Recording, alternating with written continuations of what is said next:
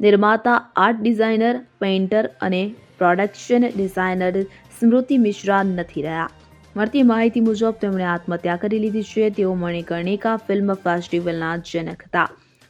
સુમિતા મિશ્રાના આકસ્મિક નિધનથી ચાહકો આઘાતમાં છે. સોશિયલ મીડિયા પર એવી અટકળો ચાલી રહી છે કે તે કદાચ આર્થિક સંકટમાંથી પસાર થઈ રહ્યા હતા.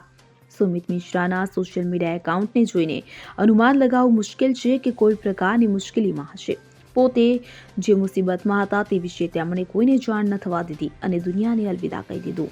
તેમના મિત્રો સોશિયલ મીડિયા પર પોસ્ટ શેર કરી શ્રદ્ધાંજલિ આપી રહ્યા છે.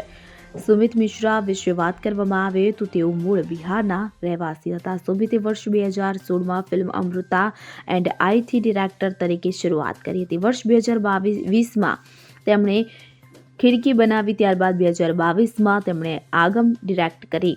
તેમણે ધીમે ધીમે આર્ટ ડિરેક્ટર તરીકે કામ કરવાનું શરૂ કર્યું. આ સિવાય તેઓ અલેફ, નાગિન 3, મધુબાલા, નક્કાશ, વેકઅપ ઇન્ડિયા જેવા ઘણા પ્રોજેક્ટ્સમાં આર્ટ ડિરેક્ટર તરીકે જોડાયેલા હતા. સિવાય તેઓ એક વ્યવસાયિક ચિત્રકાર પણ હતા.